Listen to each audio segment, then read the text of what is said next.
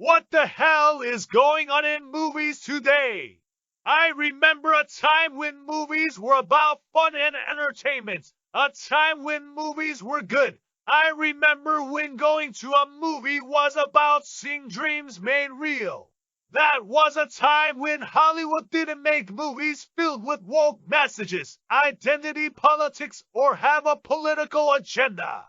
They were entertainment that told stories with interesting plots and compelling characters we could love and care about. Well, that shit's over. Today, it's about making a statement or advancing an agenda. This is especially true of the Walt Disney Company. The house that Walt built used to be a factory of ideas that could be counted on to deliver a good time out. But that was before Disney got awoke and decided things like true love and traditional gender roles were ignorant and old-fashioned. Disney has been making these woke monstrosities for years, and they've been bleeding money ever since. The hemorrhaging has culminated in 2023 being the worst year in the company's history, having lost billions on their streaming service while producing flop after flop under the Marvel, Lucasfilm, and Pixar banners as well as their own Disney banner. Previously, each of these companies was a runaway train swimming in money and flush with success. Then Disney bought them and ran all of them into the dirt with bad management and bad ideas that ignored what fans wanted and instead catered to the preferences of the company execs. The company's stock is way down and the Disney brand is so tainted now, it may not be possible to recover their lost sheen. And these actresses, these feminist actresses who play these strong female character roles like they're made of wood. My wife has a few thoughts on these women. Honey! Okay, so Brie Larson, Rachel Zegler, Phoebe Waller-Bridge, where did this generation of leading ladies come from? A mortuary. What happened to women of quality, women who had depth and substance, women who laughed and cried and loved as if they had a soul? Women who knew how to be women without playing it like a man? Who decided being feminine was a bad thing? Being a lady isn't a strike against someone.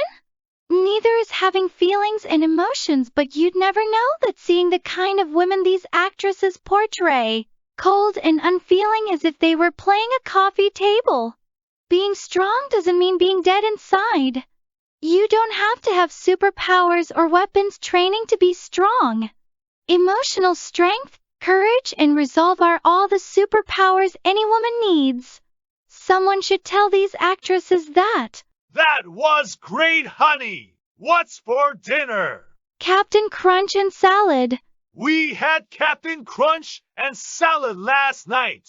I know, these are the leftovers. Would it kill you to burn me a steak once in a while? Get a job that pays for steak and you can have it. Don't start on me about my job. Public school science teacher is a noble profession. So is dog catcher, but they don't get steak either. Okay. Anyway, thanks for the help. I'm not sure where the tipping point was that sent Disney down this path of self-destruction. Maybe it was guilt that had built up over the years upon years of unrestrained profits gleefully collected from their backlog of animated hits, as well as their new classics and theme parks, not to mention the Disney merchandising juggernaut. Disney had cash flowing into their coffers from so many spigots. Maybe they had a crisis of conscience and decided they needed to be more socially responsible to be deserving of all that money and chose to add a bunch of woke messaging to their product to be, worthy. But I doubt it. More likely, they saw getting all woke and preachy as another way to maximize profits, but it not only didn't work, it exploded in their faces, but they're so deep into it by now that they can't get out of it without admitting they shit the bed. And they seem to be loath to admit they were that wrong, so instead, they double down, hoping if they repeat the mistake enough, it'll somehow work out in the end.